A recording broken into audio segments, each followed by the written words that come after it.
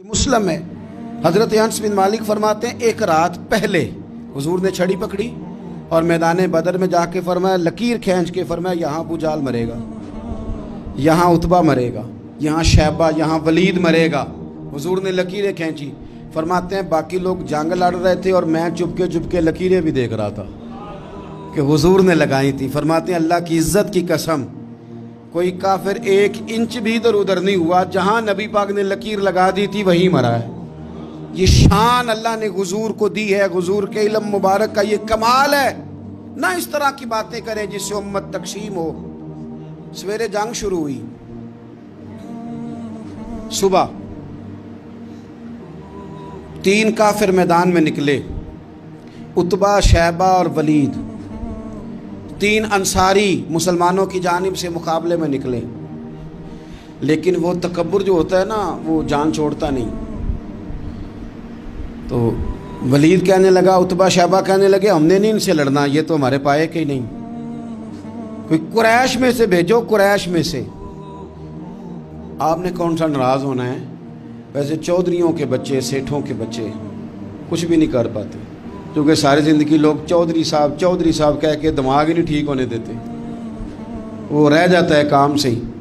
میرے حضرت صاحب فرمایا کرتے تھے، میرے استاد جی، کسی گھر میں علم چلا جائے تو کئی دفعہ نکل آتا ہے، لیکن کسی گھر میں پیری مریدی چلی جائے وہ نہیں نکلتی، کیونکہ پیر کا بیٹا جس طرح کا بھی ہو لوگ پیر مان ہی لیتے ہیں۔ اور اسی طرح کسی گھر میں چودراہٹ چلی جائے تو وہ بھی باہر نہیں آتی۔ بچوں کو لوگ چودھری کہہ دیتے ہیں، اس بیچارے کا بھی دماغ خراب ہوتا ہے، کچھ کر ہی نہیں پاتا۔ یہ چودراہٹ ہر جگہ مصیبت کھڑی کرتی ہے، اللہ ماشاءاللہ۔ ولید کہنے لگا ہم نے نہیں لڑنا، یہ ہمارے پائے کے بندے پہ جو انصاریوں سے لڑے۔ تو فطرت مسکرا کے کہہ رہی تھی لگتا ہے تمہارا جلدی مرنے کا ارادہ ہے، ٹھیک ہے۔ پھر نبی کریم نے فرمایا ٹھیک ہو گیا، چلو۔ ابو عبیدہ بن جراح اٹھے، حضرت عبیدہ اٹھے، حضور نے فرمایا اب اللہ کا شہر امیر حمزہ اٹھے، حضرت امیر حمزہ اٹھے۔ تیسرے نمبر پہ حضور نے فرمایا یا علی یکم، علی اٹھنا جار ذرا نکلنا میدان میں۔ دیواریں ہلتی رہتی ہیں اور در کانپ جاتا ہے، علی کا نام سن کے اب بھی خیبر کانپ جاتا ہے۔ حضرت علی شیر خدا رضی اللہ تعالیٰ عنہ، مولا کائنات اٹھے، حضرت امیر حمزہ اٹھے، حضرت عبیدہ اٹھے۔ عتبہ کے مقابلے میں گئے، حضرت امیر حمزہ قتل کیا اپنے دشمن کو۔ شیبہ کے مقابلے میں گئے حضرت عبیدہ، لیکن حضرت عبیدہ بوڑھے تھے، اس نے ان پہ حملہ کیا، ان کا پیر کاٹ دیا۔ حضرت علی نکلے ولید کے مقابلے میں، 2 ہی ضربیں لگائیں، ولید کا سر کاٹ کے حضرت عبیدہ کی مدد کو بھی پہنچ گئے حضرت علی، اس کو بھی قتل کیا۔ پھر حضرت عبیدہ کو اپنے کندھوں پہ اٹھایا، نبی پاک کی بارگاہ میں لائے۔ انہوں نے حضور کے قدموں کو چوم کے کہا حضور مجھے شہادت ملی کہ نہیں ملی؟ تو نبی پاک نے فرمایا رب نے تمہیں شہادت کا درجہ دے دیا ہے۔ اب میدان میں جہاد شروع ہوا، لڑائی شروع ہوئی، لوگ نکلے۔ حضرت زبیر بن عوام بھی برچھی لے کے، ایک کافر نکلا، آس اس کا نام تھا، وہ سارا لوہے کا لباس پہن کے آ گیا، صرف آنکھیں نظر آ رہی، بڑے مسلمانوں کو زخمی کر رہا تھا، اب کیسے لڑیں اس کے خلاف؟ تو حضرت زبیر بن عوام کے ہاتھ میں برچھی تھی، بس آنکھیں نظر، اتنی زور سے اللہ اکبر کہہ کے برچھی ماری نا کہ اس کا آپ نے گلا ہی کاٹ کے رکھ دیا، ہر چیز اس کے دماغ سے باہر نکل آئی، زمین پہ تڑپا۔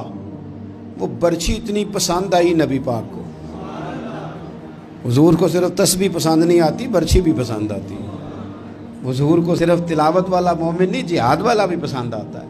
اصل پتہ مسئلہ کیا ہے کہ مسلمان نا ایک چیز دیتے ہیں پھر اسی کا شکار ہو، دوسری کو چھوڑ دیتے ہیں۔ دین ہمہ پہلو ہے، آپ سجدے کی بات بھی کریں، جہاد کی بھی کریں، دونوں دین ہیں۔ اور یہ یاد رکھیں کہ اسی سے مسلمان مضبوط ہوتا ہے۔ حضور کو برچھی اتنی پسند آئی کہ آپ کو بخاری میں ملے گا نبی پاک نے برچھی لے کے بطور یادگار کے اپنے پاس رکھ لی، پھر وہ برچھی حضرت صدیق اکبر کے پاس رہی، پھر وہ برچھی حضرت عمر کے پاس رہی، پھر حضرت عثمان کے پاس رہی، پھر مولا علی کے پاس رہی۔ میں ان لوگوں کو کیا کہوں جنہوں نے مکے مدینے میں نبی پاک کی یادیں مٹا دی ہیں۔ سونے نے تو صحابہ کی یادگار تلواریں بھی سنبھال کے رکھی، اور تم نے حضور نے جس کنویں سے پانی پیا تھا وہ کنواں ختم کر دیا، تم نے جہاں حضور نے غسل کیا تھا وہ جگہ ختم کر دی۔ کیا بات کرتے ہو صاحب، وہ جگہیں تو ہمارے لیے چومنے کے لائق تھیں، اور آنے والی نسل کو وہاں عقیدت کے پھول برسانے تھے. تم نے کیا سلوک کیا؟ جنگ آگے بڑھی، تلواریں چمکی، 2 چھوٹے بچے. او نوجوانوں، خدا را واپس لوٹو اپنے دین کی طرف. 2 چھوٹے بچے، اور یہ اس طرح کے لفظ ہیں. مجھے کیا لینے دو وہ دیسی تھے، مجھے کیا لینے دو پینڈو تھے. وہ 2 بچے آ کے حضرت عبد الرحمن ابن عوف سے پوچھتے ہیں، کہتے ہیں چاچا جی ابو جہل کدھر ہے؟ یہ لفظ ہیں حدیث میں، چاچا جی، چاچو کدھر ہے ابو جہل؟ کہتے ہیں میں نے ہاسکے کا پتر، تم نے کیا کہنا ہے؟ تو چھوٹے والے کو باتیں بھی صحیح نہیں کرنے آتی تھی. کہنے لگا چاچا اسے مارنا ہے. کہا کیوں مارنا ہے؟ کہا اس لیے کہ ہم نے سنا ہے وہ ہمارے نبی کو برا کہتا ہے معاذ اللہ.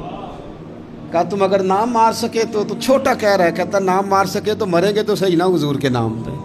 حفیظ جلندری کہتے ہیں وہ کہہ رہا تھا مریں گے یا ماریں گے اس ناری کو، سنا ہے گالیاں دیتا ہے وہ محبوب باری کو. معاذ اللہ حضور کو برا کہتا ہے.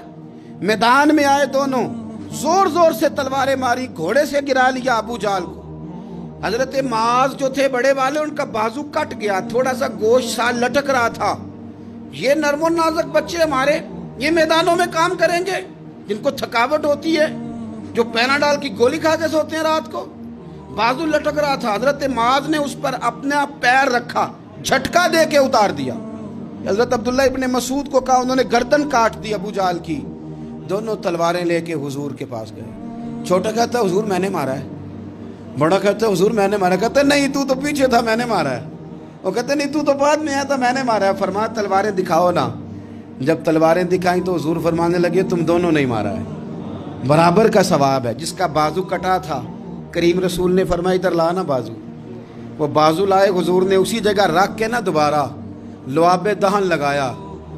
حضرت معاذ حضرت عثمان غنی کے زمانے تک موجود رہے.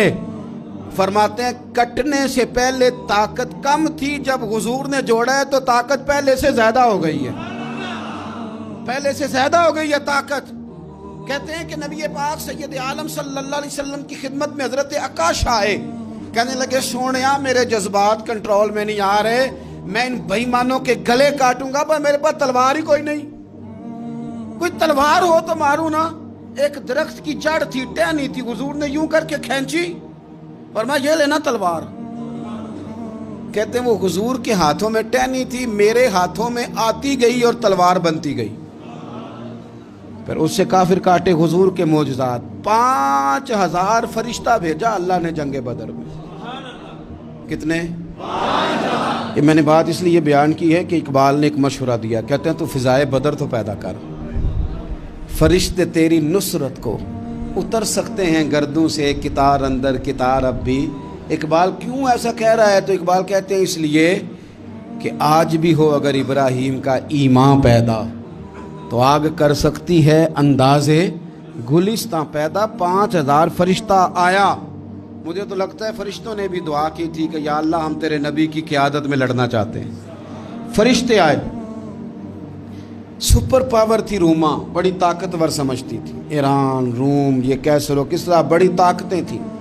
عرب کے لوگ تو بوریا نشین تھے، صحراؤں میں رہ نکل کے انہوں نے الٹ پلٹ کے نہیں رکھ دی سارا کچھ. علامہ اقبال سے کسی نے پوچھا تھا کہ مسلمان دوبارہ سے کبھی میدانوں میں آئیں گے؟ تو اقبال کہنے لگے ہاں ہاں ضرور آئیں گے، آئیں گے، یہ نکلیں گے. کیا کس طرح؟ کہنے لگے میں نے فرشتوں سے سنا ہے. نکل کے صحرا سے جس نے روما کی سلطنت کو الٹ دیا تھا، نکل کے صحرا سے. قدسی کہتے ہیں فرشتوں کو. اقبال کہتے ہیں رات وہ باتیں کر رہے تھے، میں نے سنا ہے کہ نکل کے صحرا سے جس نے روما کی سلطنت کو الٹ دیا تھا. سنا ہے میں نے یہ قدسیوں سے کہ وہ شیر پھر ہوشیار ہوگا، وہ جاگے گا، وہ بیدار ہوگا. یہ قدسیوں سے سنا ہے میں نے، وہ آئے گا میدانوں میں.